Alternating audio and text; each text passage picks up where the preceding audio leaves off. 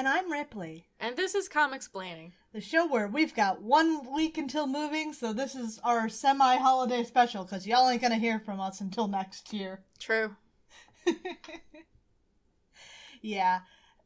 As mentioned before, as just to head the show off, we aren't going to be on next week because moving, and then we aren't going to be on the week after that because Christmas, and we aren't going to be on the week after that because the New Year, but then we will be back. Yes.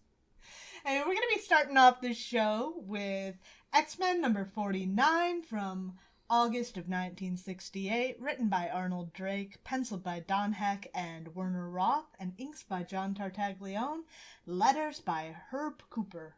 Yeah, so this cover is familiar to me.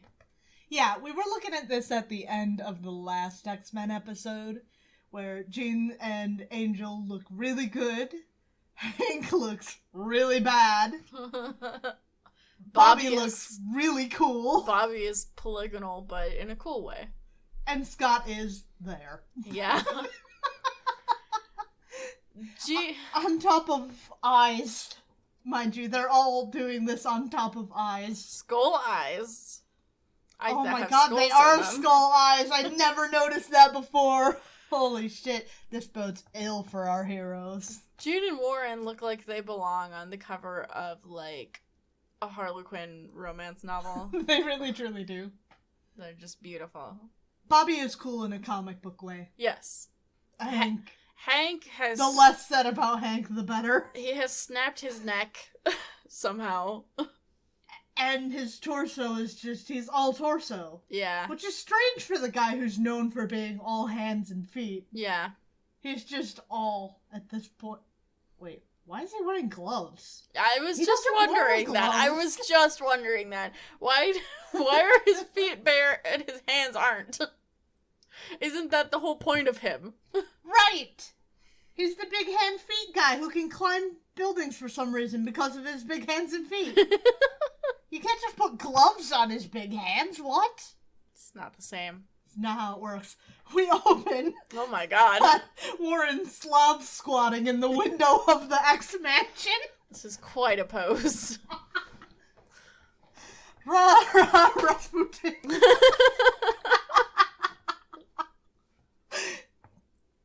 So he is back, it seems, because as you recall, the X-Men have all parted ways and gone off for their various boring adventures on their own. Yeah.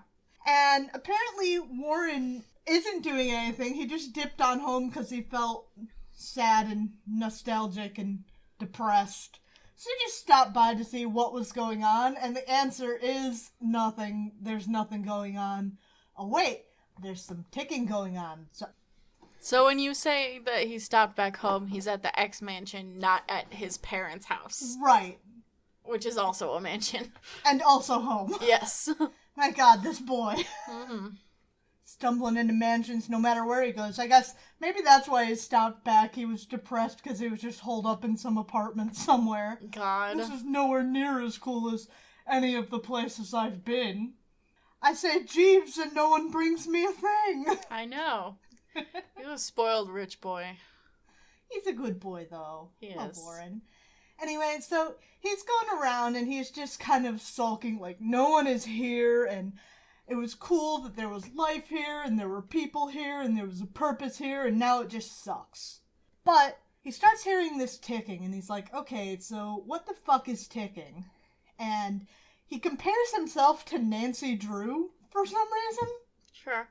Which, I don't know, for me, I always read as more of the Warren being trans thing. It's kind of a stretch, but like, when you grow up socialized in a certain way, you consume certain media aimed towards you. Sure. So I think it's interesting that he compares himself to Nancy Drew rather than like the Hardy Boys. Right. That's my tenuous stretch to that, but this is not the first time I've noticed it, and I did lump it in there before. Sure, it's fine. I think it makes sense. It's feasible. Yeah. Warren starts trying to track down the source of this ticking that he hears in the house, and he comes to Professor Xavier's office, where he finds Cerebro ticking for some reason. And apparently there's some kind of emergency circuit on Cerebro that turns it on, when it senses something is afoot. So he's like, okay, what the fuck is going on with Cerebro? And he checks out Cerebro and sees there's this huge migration of mutants headed towards a single point, which we don't know where it is now, but I'm just going to spoil it and say it's in San Francisco. Oh. So it's like, okay, I gotta get in touch with the X-Men, and it's time to get the gang back together after, like, one day apart or whatever. A week or so apart, however long they've been. So he starts thinking really hard because apparently Jean's just on the search for anyone thinking really hard at her. Yeah. So he's like, oh, she's like, okay, I'm gonna connect everybody in on this mental conference call. Yeah. Scott's at work, but it's fine. Stop reading the news, Scott. It's business time. Stop doing your job. It's business time. And we find that Bobby and Hank are skydiving. I see that. So apparently they went looking for work, because these two are, like, perpetually broke. That's, like, one of their character traits, having no money. Okay. Because they spend it all on double dates. Exactly. And apparently Bobby got them a job as skydiving stuntsmen. Wow. Right? If only I go on the job hunt, what I find are listings for receptionists and data entry and cashier jobs. Bobby goes job hunting and he finds fucking skydiving stuntsman as a job opportunity. Fucking boomers. That was a one-shot kill. I bet they don't have to have a college degree for that bad boy. The boomer rage is still alive and real. Hank is so busy paying attention to Jean's mental conference call that he forgets to open his chute fast enough. He's like, shit, I'm gonna hit the ground, and then Bobby makes ice tongs to hold on to him and slow him down, so he goes slow enough that he can open up his chute. And Jean's like, okay, what the fuck was that all about? Why is Hank not answering me anymore? But it's fine. He's fine. Assumedly, but he's fine. I'm sure he's fine. Now that he's had ice tongs to the ankle, it's all good. Yeah. So in San Francisco, as we were talking about before, there's some kind of creepy mansion on a hill. Ooh, it's spooky. It is spooky. And everything's on a hill in San Francisco, so that checks out. That's true. So we see there's a group of mooks, pretty much. They're mutant mooks. Mm-hmm. And they're going here to this new guy, Mesmero. Mm-hmm. And he's like, hey, Magneto has shaped our destiny and we're gonna take over the world. He's dead, but, like, that's fine. He's dead. Dead. Dead. Air quotes, dead. Okay, I'm just waiting to hear what Magneto has to do with this. Magneto is just a known name, and if you say Magneto said it's cool, then everybody's like, okay, well, Magneto's like an activist, he's cool. Oh, I see. I don't know what the fuck, that's just me spitballing here, throwing shit against the wall, saying what sticks. Apparently he made this thing that is calling out to all these mutants that Cerebro detected moving around. And it's calling every latent mutant, people who don't know that they're mutants, maybe they're not completely expressing this genetic quirk, maybe they just have the power to command Jello and this has just never come up in their life. Mm-hmm. They're kind of hypnotized, thrown into a trance, drawn towards this clarion call. Mesmero sends his mooks out on the street like, okay, so we're calling for mutants, the X-Men are definitely coming, so, like, stop them. Meanwhile, the X-Men have definitely come. And there's this girl, and she starts walking hypnotized into the street. And Bobby sees this, and he's like, oh shit, she's, like, about to get hit by a fucking car. Mm-hmm. So he slicks up the ice so she falls, where her arm kind of falls into his reach and he can pull her out of the way of this truck or car or whatever the fuck is coming. And that wakes her up. Right, it knocks her out of her trance. She's like, why the fuck am I in San Francisco? I live on the other side of the country. Did she walk this whole way? I don't know. Maybe that she... seems to be the... I don't know how that works. Maybe she fucking walking down the interstate in a hypnotized trance, thumb out like San Francisco or bust. I guess. I don't know how but she as got a hypnotized zombie. Right. That doesn't make any sense.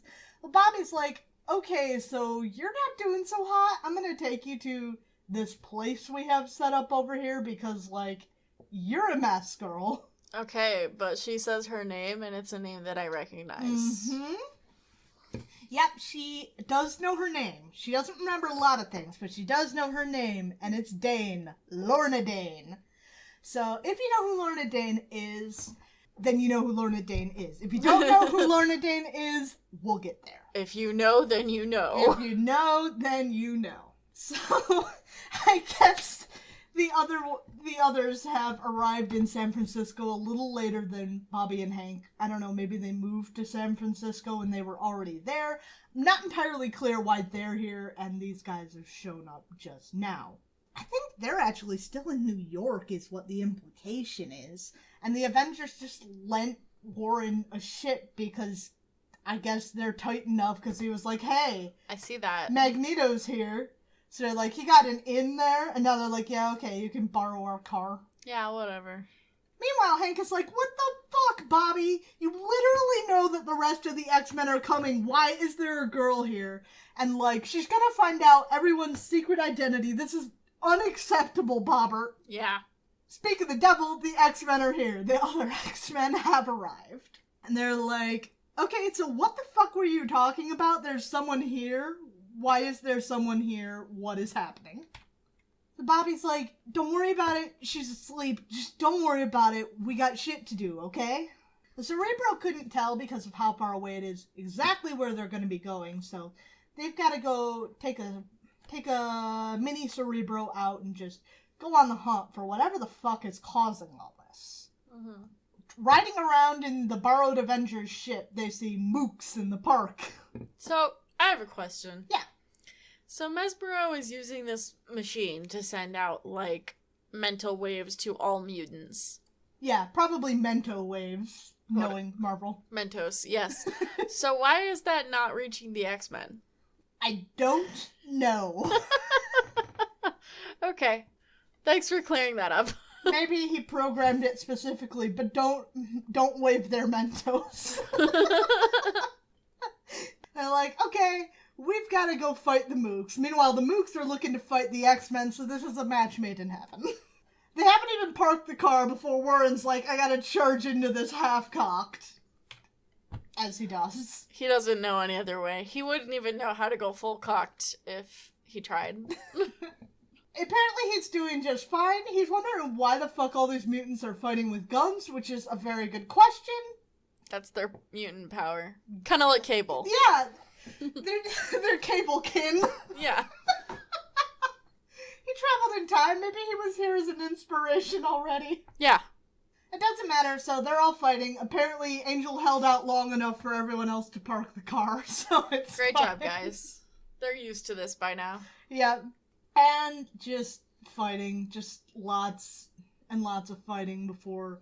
They're fighting. Warren gets shot with one of these ray guns, because of course it's not like a gun. It's a laser gun. I think that might actually be a Comics Code thing, but I'm not sure about that. So they all rush over there, and Warren is fine. I guess Hank didn't go with them. He was working on shit. And he hears from the next room, Lorna is awake, and she has green hair. And she's naked. Well, she's not naked. She's in a bathrobe. She's in a bathrobe, but under the bathrobe she's naked. Presumably. I guess, to be fair, all of us underneath our clothes are naked. It's true. I'm naked right now. Under your clothes. Under my clothes. Lorna's very confused. She's like, okay, so who are you and why are you wearing that? Mm-hmm. And Hank's like, okay, Who are you and what's with your fucking hair? Yeah. And Lorna reveals that her dreadful secret, her dreadful mutant secret, is that she just has green hair naturally. God, I fucking wish. How If cool only. would that be? That'd be fucking sweet. Though I think the addition of her other mutant power makes it even sweeter. Yeah. Scout's honor.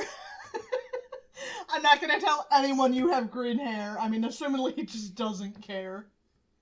But it doesn't matter, he can't keep the fucking secret because in come the X-Men through the door again, like every time we're talking about Lorna. Great. So the X-Men are fucking playing dumb like they don't know who Lorna is. I see. Like they didn't just talk about her a few minutes ago. They start wondering if maybe Magneto has something to do with this, because whenever something's afoot, it's usually Magneto, so, like, fair enough. Even though he's dead. I think by now we know. Let's not take that at face value, necessarily.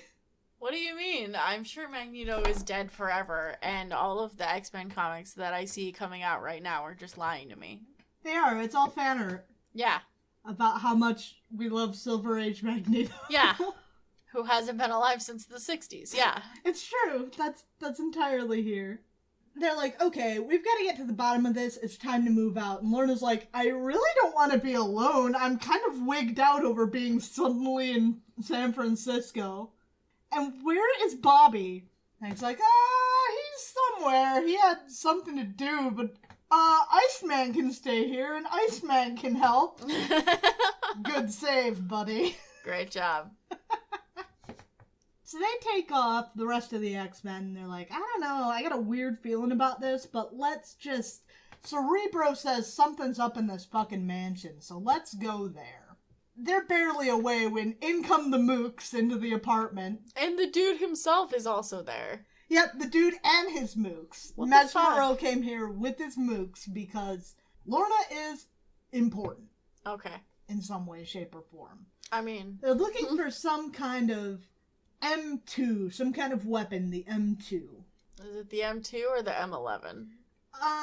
It's not super clear the way they did it here, but later they refer to it as the M2, so I'm thinking it's the M2 and they just ill-advisedly used Roman numerals here. Yeah, but they didn't do it right because it's supposed to have lines on top.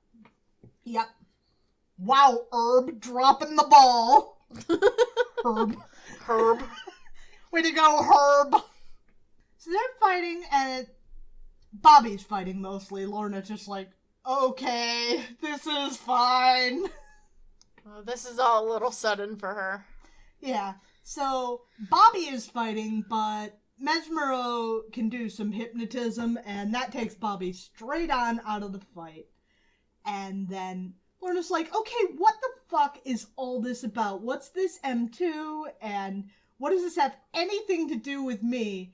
She's freaked out, and she's like, no, you don't have to... Mesmero is like, no, you don't have to be scared, because here's the thing. You're not our enemy, you're our queen. Oh my god. And Bobby's just frozen in place where she's like, okay. And that's the end of the A story for this issue. We turn over to our Origins of the X-Men segment, focusing on Beast. And we start off on a rather dramatic scene. Well, we already learned Beast's origin, pretty much. We did, but not good enough. Okay. What we see is the reactor room of a nuclear reactor, and the reactor seems to be on the brink of going off. Popping off. Critical. Criticality is whenever it just goes. Oh. We're on the... whenever it's, like, able to produce power. It's not criticality, it's, meltdown. Right. That's what we're looking for. Meltdown. And so we've got to lower the control rods into the nuclear pile to slow down the reaction so it doesn't melt down. Okay. We're going to get back to that, but that's just the beginning here. Flashback a little while earlier where Norton McCoy has just gotten married to his wife Edna. And they've just started their new life, and Norton is a worker at a nuclear power facility. Mm. And they're in the house right around. They're in... the nuclear workers, I'm assuming, all live in this little neighborhood here. So they're starting off, and not too long after, an alert starts going out through here that the control rods, the carbon rods, have been pulled out too much and the reactor's on the brink of meltdown, but the circuit that would automatically lower those control rods apparently is broken. So someone has got to manually lower these before the reactor melts down. He tells Norton McCoy to get him the engineer, and he's like, okay, but he doesn't do that. What he does is rush to the control room so he can manually lower the rods himself, because we can't fuck around with time right now. Let's get this done. Fair enough. He's a hero. Careful, folks, he's a hero. And so they're like, okay, no, this is not safe. That suit is not radiation proof. You need to get out. But he doesn't. He starts lowering these control rods, and he works hard on it, and eventually Norton McCoy saves the day, and they spirit him off to the hospital, but eventually he does recover. Not long afterwards, Edna gets some fantastic news. She's pregnant. But apparently, we're still on the whole radioactivity causes mutants thing. Sure. At this point. This is like the peak of it, and then after this it kind of pulls away. The doctor's like, you might have some issues with your sperm, bud. There might be some shit up with this baby. I can't guarantee. But it's like, whatever. Maybe the kid will be cool. Maybe the kid will be even better. And it's like, okay. And the kid is born, and he is apparently even better already. He's got big old hands and feet, even as a little bitty baby. And he can hold stuff with his feet. He can. And punch people in the face. Well, I would make the point that any baby could punch someone in the face. It just wouldn't matter much. Yeah, it wouldn't hurt. He's got a little bit more oomph to him than most babies. But we're going to get back to Hank. We need to move on to X-Men number 50 from September of 1968, written by Arnold Drake, penciled by Jim Steranko, new name for us, inked by John Tartaglione, and lettered by Herb Cooper. Okay, so this is a cool cover. Damn, girl, that outfit. It's pretty cool. I think the skull's a little dramatic. It's a little much. It doesn't super go with the outfit, but the rest of it is really good. So this is also like one of the first times that we kind of see... It doesn't pop up much for quite a while, but we get like a summary, and we don't generally get that. Kind of explaining what's going on here. So it's talking about Mesmero and his mooks, and the fact that Lorna is the queen of mutants. So they apparently spirited Lorna away after this whole fight with Bobby in some kind of container. And they have arrived at the city of mutants, whatever the fuck that means. Where is it? In the desert. Assumedly somewhere in the deserts of California. Mm-hmm. Mesmero is here as the missile-powered car takes off on the ramp. I don't know, what the fuck does that mean? Rocket-powered, I guess? Yeah, we're fucking mixing up rocket and missile wherever the fuck we want. Yeah, sure. Again. Mm-hmm. So they put Bobby in gay baby jail, and they strap Lorna into some kind of machine meant to awaken whatever latent power lies within her. Meanwhile, the rest of the X-Men are still dealing with this fucking mansion. They want to figure out what's going in there, and they're getting ready to bust on in and tear shit up. They do just that. They're throwing down with the mooks, and it's nothing all that exciting. There's punching and flying and telekinesis, and then Jean gets Bobby's mental distress call because she's just plugged the fuck in now. Great. And she's like, okay, well, hang on, gang. We can't fight these mooks. We have to get captured, but we gotta make it look good. So it seems like we're legitimately failing. But they're getting beat the fuck up pretty good in return, so it's not like a hard sell. Mm-hmm. And they get hit with some kind of knockout gas, and they're down for the count. And so they too are going to be toted on off to Mutant City. Bobby is in a weird bubble. Yeah, Bobby is imprisoned right next to where they're working on Lorna, apparently. You couldn't put him in a prison cell. In fact, he even said he was going to put him in a prison cell and then did not, just strapped him to the floor. Why is the mutant city, sci-fi garbage bullshit? Maybe that's just Mesmero's kick. I mean, do they have someone on staff whose mutant power is, architecture? Architecture or, engineering or something? They must. Or maybe Mesmero is an engineer. We don't know that. It's true. He's just sitting here taunting Bobby you can't break free. You'll fucking self-destruct if you do. There's nothing to do. Look at this shit. Ain't it cool? Look at what we're doing to this lady over here. He's it's not all that cool. What if she turns evil? Because we don't understand what causes evil. Radiation. But this isn't radiation. But what if it does cause evil? There are any number of things that could cause evil at any moment in your life. It's true. So she's just plugged in, and the Mooks return, and they're like, hey, we got the X-Men. What do we do with them? He's like, don't worry, I'll take them the fuck down, but just, put them in jail and tell them that if they start shit, I've got Iceman, so, don't start shit or I will hurt Iceman. But what if Iceman starts shit? He will self-destruct. We've been over this. Oh, fair enough. Finally, Lorna steps on free from this contraption. I guess she's done. She has a new outfit now. I don't know if the machine did that or if she changed beforehand. She's finished cooking. Yeah, outfit and all. And so he finally reveals that Lorna is the daughter of Magneto and the queen of all mutants. Okay. Sure. And she's like, yeah, that jives with me. I understand what every evil impulse I have ever had now. It's just Dad. Dad just did that. Evil is genetic. Yeah. Evil could be caused by radiation, by genetics, anything. Sure. We see now that it's the M2, right? Yes.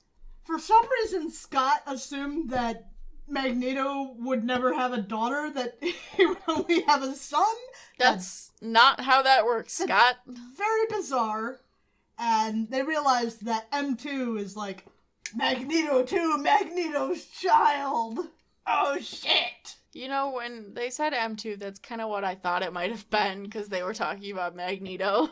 And, of course, I knew who Lorna was in the first place. And I also spoiled it by calling it M2 rather than M11. Yeah.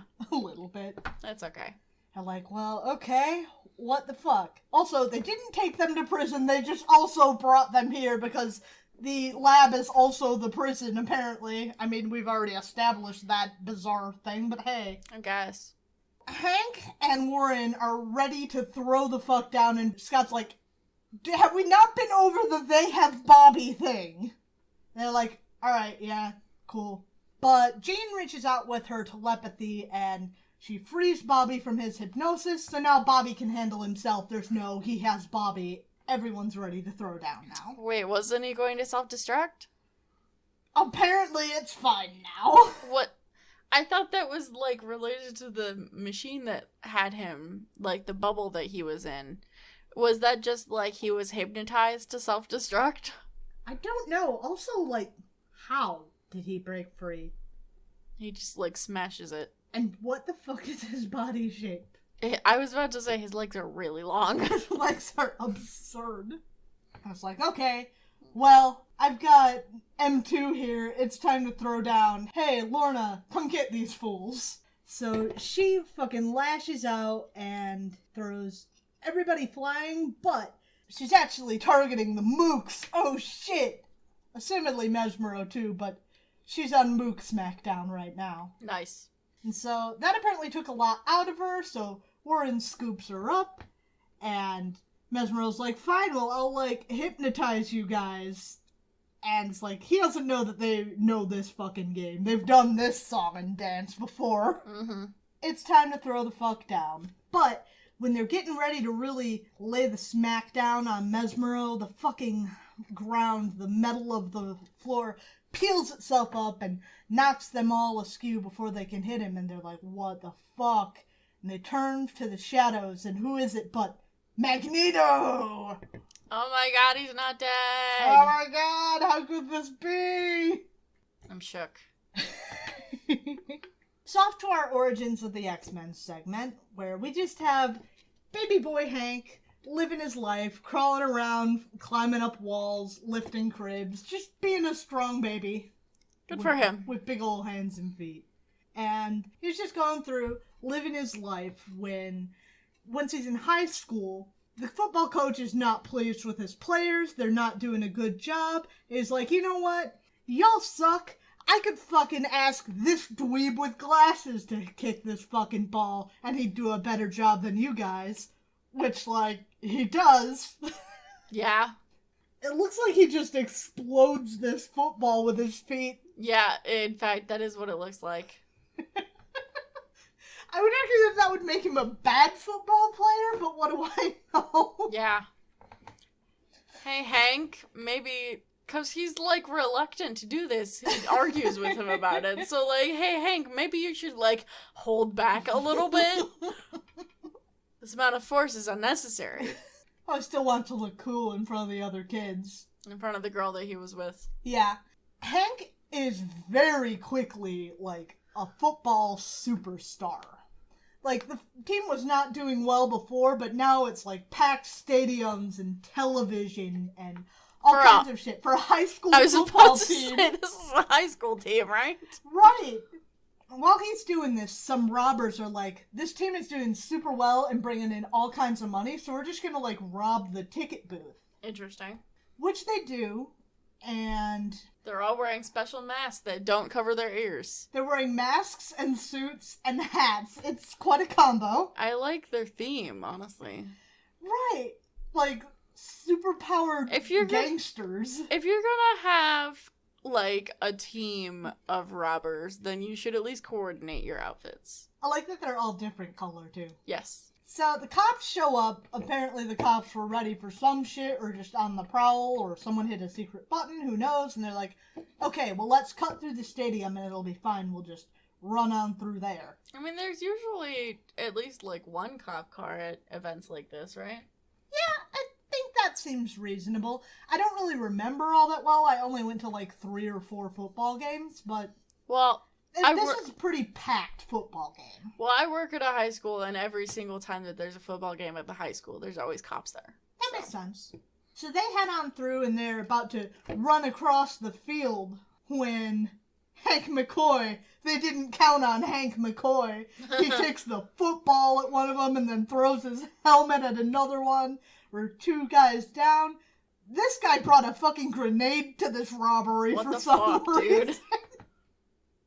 But Hank climbs up on the goalposts and fucking flying eagle smacks down on him. What the fuck?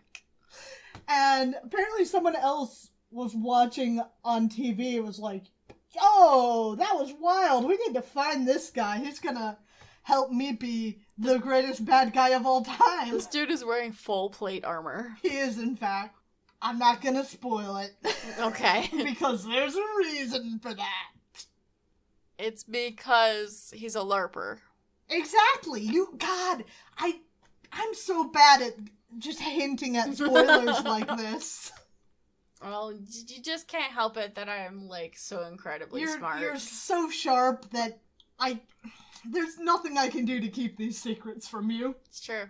So we move on now to X-Men number 51 from October of 1968. Written by Arnold Drake, penciled by Jim Steranko, inked by John Tartaglione, and lettered by Sam Rosen. Good old Sam Rosen. Yep, no M11 here with good old Sam. This is interesting. Yeah, this is, There's some kind of wild dude here. Yeah. Okay, so this is also very dramatic, our interior page, announcing the title of our issue, The Devil Had a Daughter. It's rather dramatic. I really actually like it. I like it too. Yeah, there's cool shit going on with perspective. It's very dramatic. I would love to have this as a print, frankly. But Magneto is here, yelling and angry as ever. He's like, You, girl child, you are my daughter, the daughter of Magneto. So, like, you're gonna stand by my side, you, my child, my flesh and blood, and you're gonna rule all of mankind and smack down these fools, right? Magneto's calves are intense. Never skip leg day. His ankles are very thin, though. It's because he worked all the fat off of him. God. All the fat built up on his ankles. It's not how muscles work. No! And the X-Men are like, well, shit, what the fuck? He's her dad. She's not gonna, like, side with us. That's her dad. That she's, like, never known until, like, right? A minute ago. But that's her dad, yo! I don't know how to tell you guys, but that's not how things work. No. Bobby's had enough of this. He's like, I'm gonna tell her everything else about you. Yeah, maybe you're her dad, but, like, you're also a shithead. You've killed people, you steal money, you cause problems. You're a problem, and she doesn't want any part of what's going on with you. He makes Genghis Khan and Attila the Hun look like the Smothers Brothers. Which is... I don't know anything about the Smothers Brothers, so that's why I didn't even touch that. I just think it's funny. But also, like, I don't think Magneto's done anything that bad so far. Not really. I mean, like, he's tried to do some shit, but he hasn't. So, yeah. like, meanwhile, Genghis Khan and Attila the Hun have... literally murdered many people. Right. I don't think there's, like, a comparison here. And who did Magneto kill? I don't think he's actually killed anyone.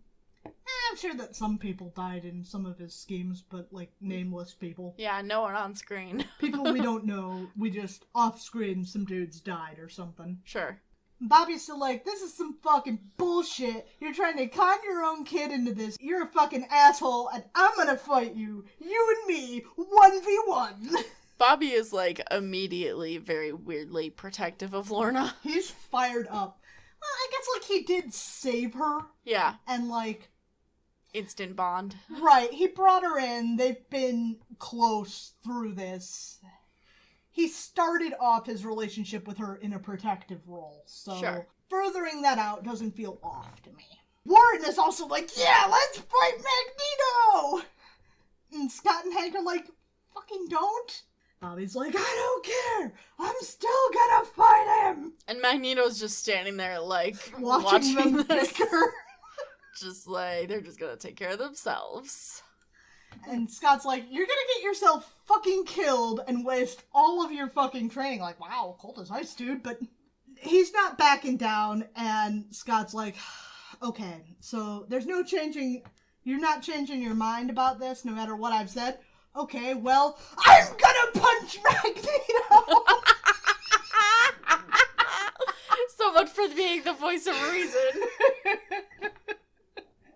Persuasion. 100. So he fucking headbutts him. Fantastic. No, he punched him. Oh, I guess he did. That's just his follow-through. Yeah. It's a little just very strangely done. weirdly It looks like he had posed. butted him, but no, it's just he really overextended on that fucking punch. And then he fell on the floor because he fucking... Everybody falls on the floor here. Yeah. So Magneto's like, okay, Mesmero, unleash your mooks. And Lorna has a headache. Yeah. Stressed out by this whole fucking situation. Fair enough. It's not often that you meet your actual dad, only he's a supervillain and he wants you to join him. And also, you got kidnapped and put in a weird machine that activated your latent superpowers. This is a club that has like 2 members, Lorna Dane and Luke Skywalker. And Bobby's like, okay, so Lorna's not looking so hot, and this is about to go down. So he scoops her up and carries her on away, and she's strangely taken with him, but the others are like, hey, Bobby, we actually need your fucking help, so can you stop making goo-goo eyes at this girl? It's like, can do, and he just unleashes like a whole sheet of moisture and locks all of the mooks in place. Well, most of the mooks, because some of the mooks are busy restraining Scott and putting a helmet on him. so he can't blast. Ah, poor Scott. Always getting these weird helmets put on him. Who the fuck, why? Who makes these?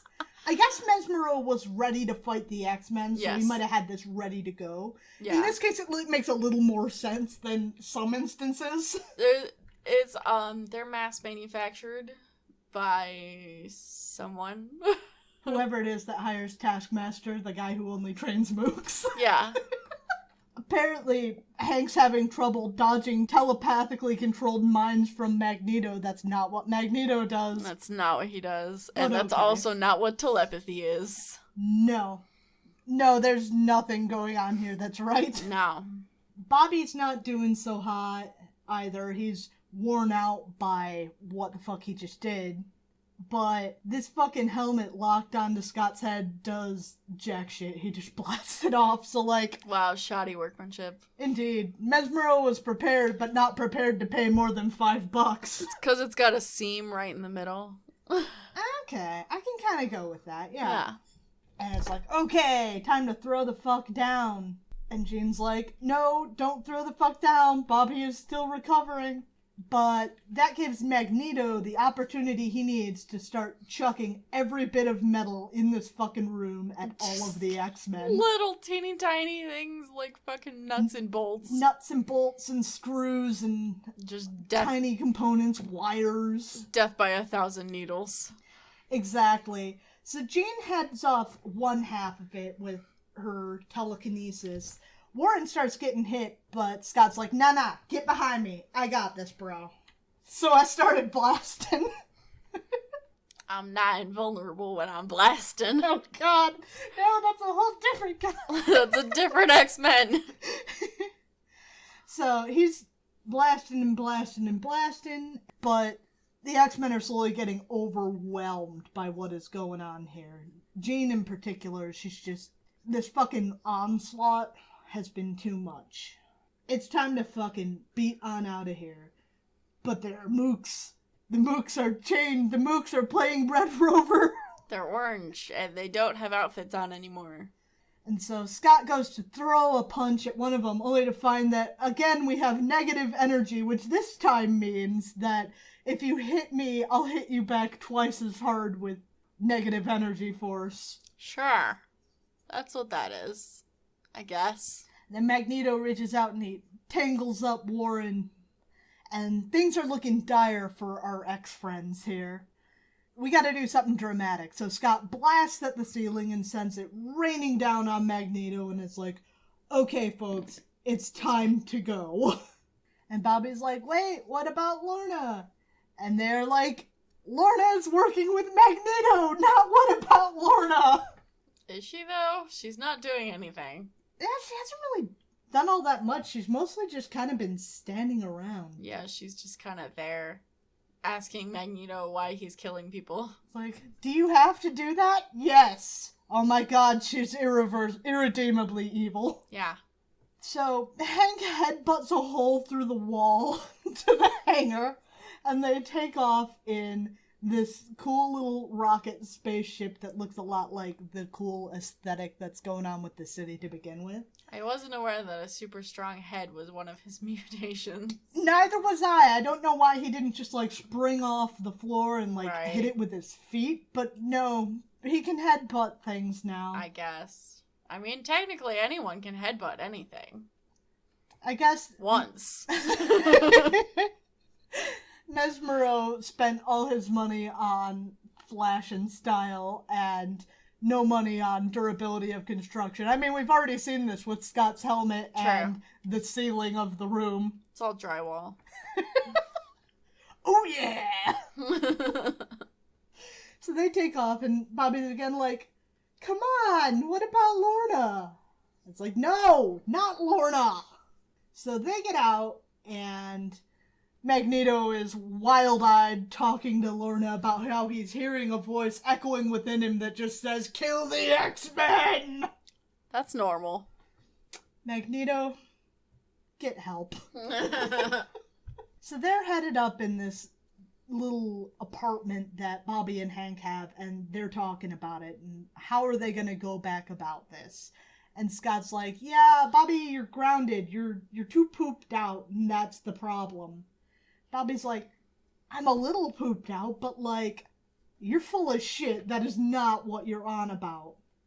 And Jean's like, come on, no. Don't call him a liar. That's not cool. Don't call your friend a liar. And Scott's like, no, I was lying.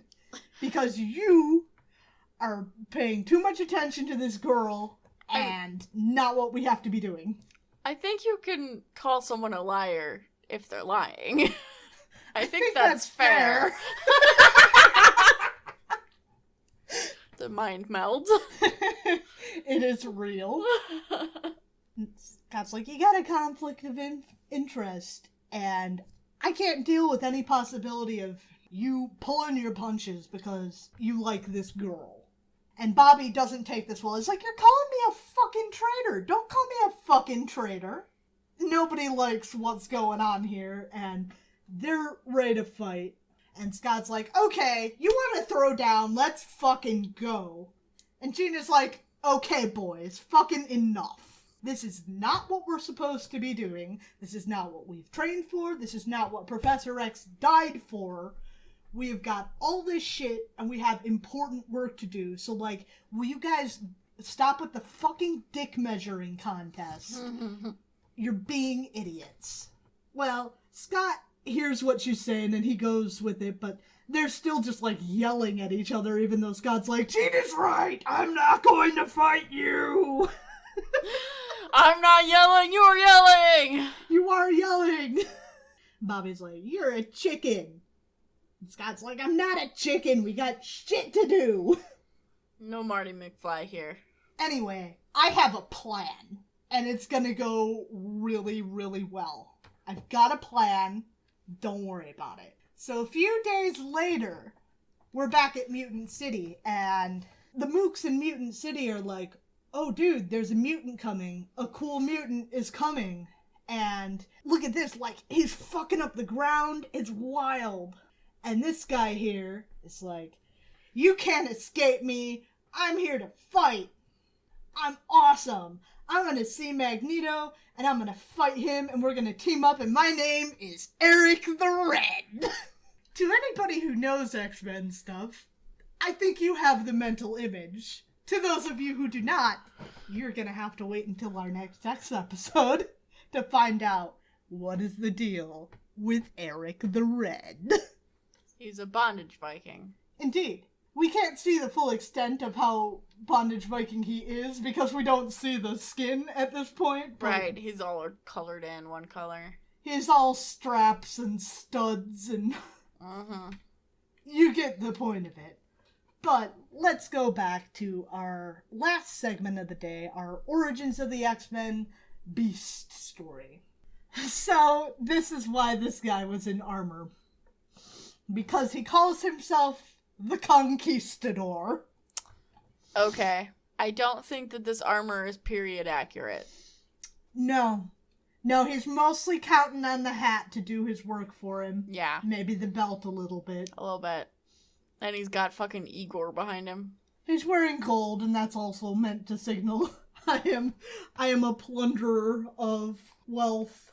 Yeah. So he's watching on the football screens, like, look how excited everyone is about Hero Hank, who just beat up this fucking thug.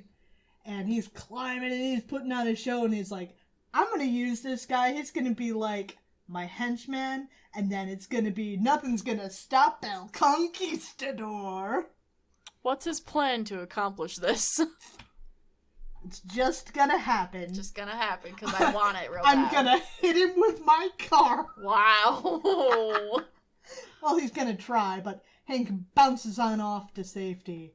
And the Conquistador, this seals the deal. He's like, oh yeah, this is definitely my guy. I tried to hit him with my car and it didn't work, so like, that's the bitch. So he sends his own mooks off to... We're having a mook-tastic time tonight. Okay, trap him with a net, but it doesn't work. He bounces away, but like, they have hands so they can just grab him. Right. They're having trouble, like, getting him to settle down. But here's El Conquistador, and he pulls out his sword, which is not a sword. It's a trident that is also a taser. which is kind of cool. I'll give him that. Back at the McCoy household, some people are entering. And in through the window, we see Bobby and Angel, who is apparently a member of the X-Men, but we have not tackled that yet. And Scott and Professor X, and they're here on Charles's endless recruitment parade. Well, it's not endless. That's true. It ends at 5. It does end at 5 for now. For now, of course. It is endless, it's just slow. Very slow. Got a bit of a dry spell. So they enter and they see chairs are knocked over. There's signs of a struggle. And it's like, okay, we've got to figure out what's going on because someone came for this mutant boy that I was coming for. Someone knows. But back with El Conquistador, we see that he has restrained Edna and Norton, and he is like, okay, you're going to cooperate with me now, Hank, right? Because I got your rents. And if you don't, they're going to die. We leave on 2 cliffhangers tonight. Wow. And we will be back with this, not next episode, but the episode after, in the new year. Uh-huh. A long ways from now. We got a ways to go. So what did you think about our issues? We've forgotten to do this the past couple times. Yeah, I realized that we had forgotten to rate our issues the past couple episodes. So we start off on the one with the wild mutant hunt and Lorna's green hair, and what a dramatic mutation that is. And end with the X-Men off to the mansion, and the Mooks have restrained Bobby and Lorna. What did we think of that? Can I just rate all 3 of them together? Because Yeah, it sure. was kind of a cohesive thing. That works for me. It was all Okay. pretty cohesive, I think. Yeah, okay. So, I think I'm going to say 4 out of 5. Yeah, I think I'm at a solid 3.5. Magneto is strange, but Magneto is always strange. Yeah. He's just one of those guys that's a lot. Yeah. Lorna's new outfit is hot. Lorna's new outfit is hot. It's not the So- hottest Lorna outfit, but it ain't bad. Yeah, so, they get points for that, for sure. A+. Alright, you're right. I'm gonna bump it up to 4 on account of Lorna is hot. The story was pretty coherent, which is good for Silver Age. Yeah, we're beginning our slow march back up from the dregs of X-Men. Our last X-Men issue is the low point at this point in time. Yeah. The last episode that we did, Yeah. where we read X-Men. Yes, the one where they were all split up. Right. Framus and Maherlin. Mm-hmm.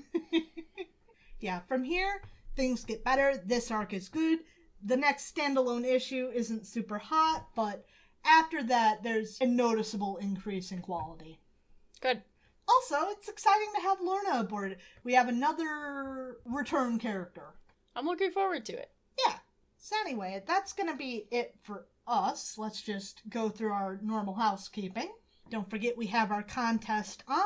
If you rate and review us on iTunes or Podchaser, we have a contest where any review you give in either of those places is going to give you 1 entry into our contest. So first place winner gets the choice of one of 2 trades that we have selected. Second place gets the other. Everyone gets stickers. Yeah. And if you review both places, you get 2 entries. Yep. That is the due date on that. Get it into us before we record episode 50. We record on Saturdays, so get it to us the Friday before episode 50. We'll let you know when that's coming Yeah, up. we'll get a little closer to that with time. This is 44, so we got a little ways to go on that. And if you're reviewing on an iTunes International store, please shoot us an email over at comicsplaining@gmail.com. We can't see those stores. We can only see the American stores. So, we believe you. We'll believe you. We'll give you an entry. Yes. I've mentioned our email now, comicsplaining@gmail.com. That's not only open to contest winners. If you have anything interesting to say to us, thoughts on the issue, random comic shit that has nothing to do with the stuff we're talking about that you want an opinion on, questions, concerns, reviews, hate mail, send it all to us, comicsplaining@gmail.com. We'll read it on air like we'd like to do with all listener feedback. That's not the only place you can reach us, though. We are also on Tumblr, Twitter, and is this Facebook anymore, or is it Meta now? Facebook is the site, Meta is the company that owns it. Okay, gotcha. All right. See how much I use Facebook. But we are Comicsplaining in all 3 of those locations. If you want to support the show, we have various avenues through which you can do that. We have a Patreon for anyone who wants to donate monthly. We put out a little bit of bonus content over there, outtakes, and we'd like to put out other stuff, but we need a few more people over there to really do that.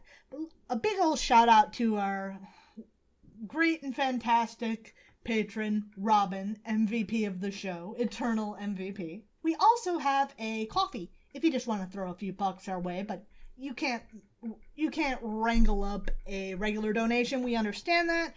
We're a couple of broke bitches ourselves, particularly with this move coming up. Yes, indeed. So anything you donate over there is going to go straight to our new sound equipment fund, which hopefully we will stop blowing out the sound and or sounding like we're several rooms away. Yes, and also have weird audio glitches. Yeah, it'd be really great to get around that and not have that. If you don't have any money to throw our way, there's still a couple of ways you can help with the show. As mentioned earlier, you can put out a rating and a review that would really help get us out in front of other people. But we also have a video version of the show that we put out every week over on YouTube, and every subscriber and watcher over there gets us one step closer to being able to monetize a little bit off of that, which no plans to get carried away, but it would help with things like hosting costs and new sound equipment. Mm-hmm. Go ahead, like, subscribe, and smash that motherfucking bell button. We mentioned this on Twitter, but we'd like to apologize for missing the intro and outro music last Oh, God, yeah. episode. Apologies, by the time I uploaded that, I was struggling to stay awake long enough to press the upload button. It was a very dramatic scene. Please remember, we do all of the editing ourselves, and we also both work full-time, so yes, cut us a little slack. This is after work, and there are other things going on, but Anyway, we're going to be back with you after the new year with Thor, and we look forward to talking to you then. Bye! Bye!